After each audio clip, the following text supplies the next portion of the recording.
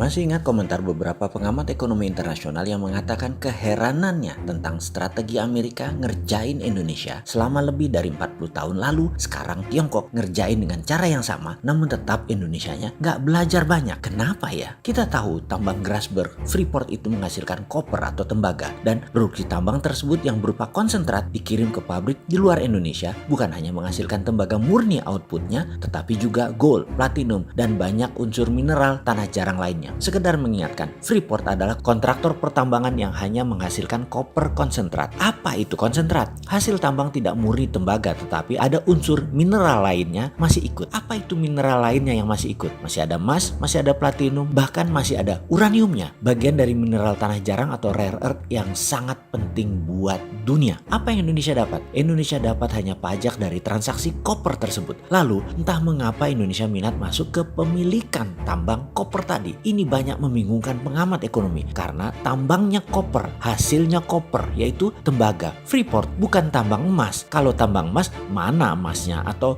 gold konsentratnya mana? Atau ingot, apalagi dore, bahkan bullion. Nggak ada tuh hasilnya koper konsentrat. Slim dari anoda koper. Produk konsentrat tadi dibawa ke smelter di Jepang dan smelter milik grup Rio Tinto. Disinilah pemilik smelter yang untungnya terbesar karena mereka melakukan refining atau pemurnian yang memisahkan koper, asam sulfat sehingga menemukan emas, platinum, dan unsur tanah jarang lainnya. Mulai paham apa yang dimaksud di awal video ini tentang kebingungan pengamat ekonomi akan cara bernegara Indonesia yang aset naturalnya tidak membuat keuntungan maksimum buat negaranya karena kalah diplomasi dalam negosiasi di tambang. Salah satunya tambang tembaga di Papua ini. Lalu terjadi lagi baru-baru ini, yaitu di dunia nikel. Tambang nikel di Indonesia hanya menghasilkan batuan nikel. Pabrik smelter nikelnya yang dibangun bukan pemurnian, hanya smelter pembuang impurities, tidak menghasilkan nikel 99,9%, namun hanya menghasilkan produk yang tidak lebih dari 25% kadar nikelnya, bahkan 40% nikelnya. Nggak boleh. Persis seperti koper konsentratnya Freeport. Smelter nikel 25% tadi hanya membuang impurities pengotor saja, dimana kalau 99,9 nikel nggak mungkin karena kebuang semua unsur yang mahal dari nikel tersebut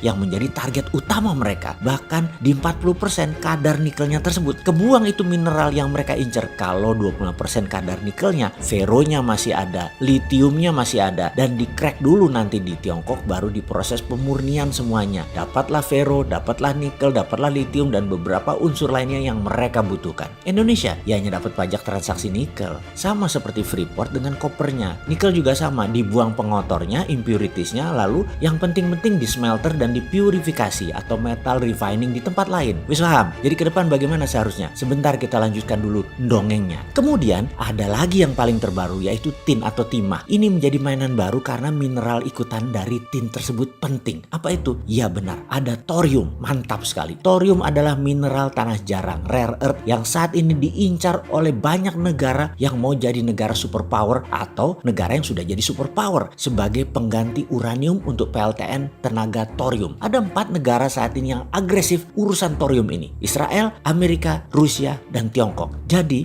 nanti apa yang ditambah? Ya betul sekali, timah atau tinnya dengan kadar di bawah 40% karena dipastikan thorium, osmium atau mineral yang bagus buat membuat laras senjata mineralnya itu harus ikut. Semua mineral ikutan itu dipastikan tidak dibayar dan dipastikan masih ikut dalam jumlah besar dalam tin tadi, dalam timah tadi. Pastikan germaniumnya masih ada, pastikan leadnya masih ada, pastikan semua itu ada dalam tin tadi, dan dalam bahasa kimianya adalah SN, stannum. Jadi smelter yang dibangun pastikan bukan pemurnian refining tin, tetapi pastikan hanya membuang impurities agar kerja di pabrik pembelinya nanti unsur pengotor, limbah B3-nya sudah terbuang. Ditinggal aja di Indonesia, biarin Indonesia yang ngambil sampahnya. Pastikan pajak ekspornya murah, dan pastikan buat peraturan tambang rakyat harus punya smelter, atau rakyat atau pemilik tambang timah harus menjual ke smelter yang biasanya sudah dimiliki asing yang mau mengambil thorium, osmium, germanium, dan lain sebagainya di negaranya sana. Bagi saya, mudah-mudahan saya salah lagi dalam menganalisa ekonomi seperti ratusan analisa saya yang salah dan tidak ada benernya. Mohon maaf sekali lagi atas analisa abal-abal ini. Yang niatnya dalam mengingatkan ke masyarakat adalah ingin semuanya harusnya di refining, di cracking, di purifikasinya semuanya di Indonesia. Tambangnya di Indonesia, ya harusnya smelternya ya di Indonesia juga. Sumur uping geningnya ya harusnya di Indonesia juga. Sampai refiningnya ya harusnya dibuat di Indonesia. Cintailah harta kekayaan alam Indonesia ini. Jangan sampahnya di Indonesia dapat dibayar bayarnya sedikit yang untung negara lain. Karena akan indah kalau seperti halnya kita kelola pertambangan ini, kelolanya seperti Choke Point di Selat Malaka kita mainkan dalam diplomasi logam tanah jarang ini. Wih, Indonesia pasti mengendalikan negara superpower, Tiongkok dan Amerika. Keren. Bukan jadi pengikut maunya mereka, tapi postur atas dimainkan, minimum sejajar. Punya kan strateginya?